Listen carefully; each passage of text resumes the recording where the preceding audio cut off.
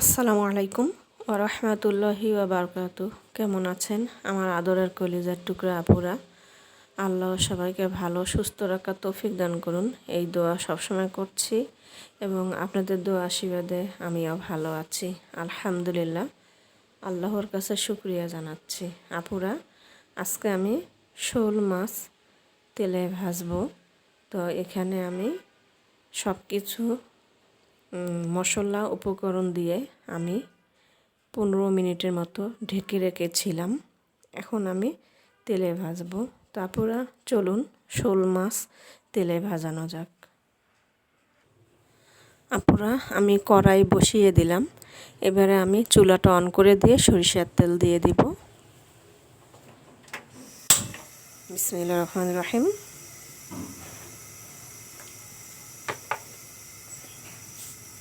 আমি সরিষার তেল দিয়ে দিলাম।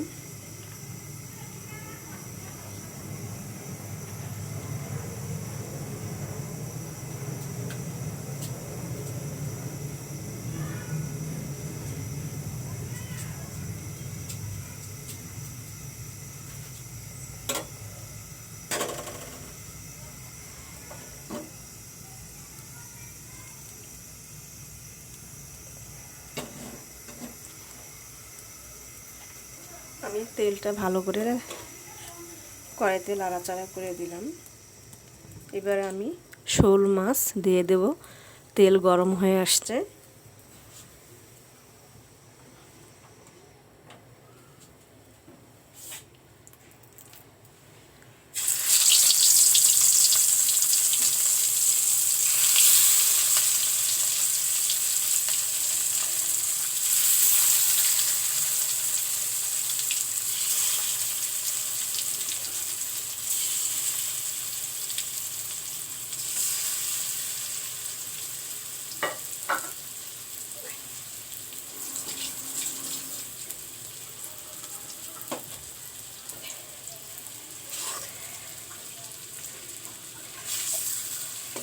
আমি এখনই হয়তো আপনারা বলবেন যে দেওয়ার সঙ্গে সঙ্গে ওই পেট করে কেন দিচ্ছি।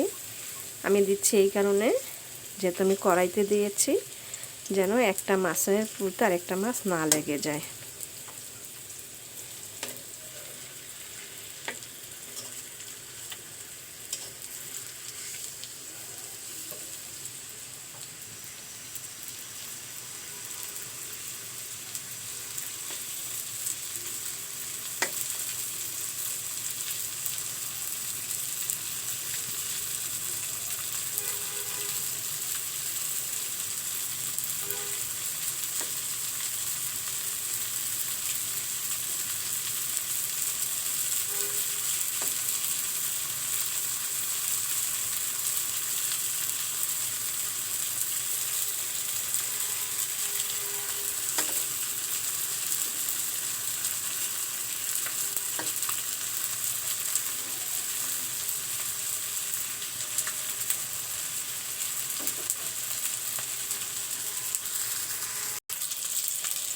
আপুরা, শোল মাছ আমি ওই পিট করে একবার দিয়েছি।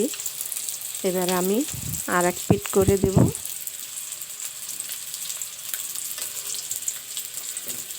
তো আমি এই পাশ করে দিচ্ছি।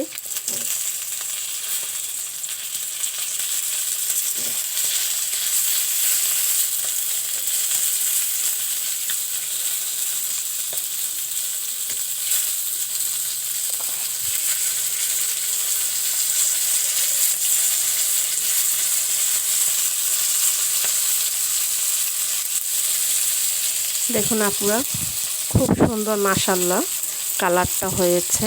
আর এটা একদম অনেক বড় শোল মাছ। আপনারা তো পিস ভিডিওতে দেখেই বুঝতে পারছেন কত বড়। তাই এই শোল মাছটা অনেক মজাদার।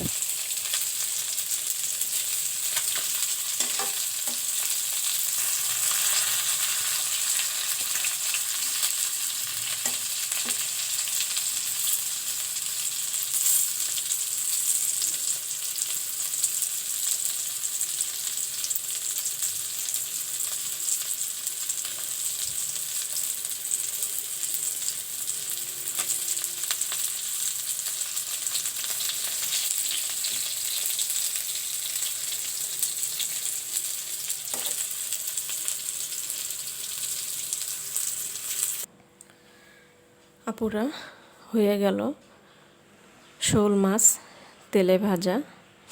আমি উঠিয়ে নিয়ে আসলাম। তো আপুরা, শোল মাছ তেলে ভাজা ভিডিওটি আপনাদের কাছে কেমন লেগেছে অবশ্যই কমেন্ট করে জানাবেন। লাইক দিন, বেশি বেশি করে শেয়ার করুন। দোয়া চাই। ছোট্ট রান্নাঘর চ্যানেলটিকে সাবস্ক্রাইব করতে একদমই ভুলবেন না।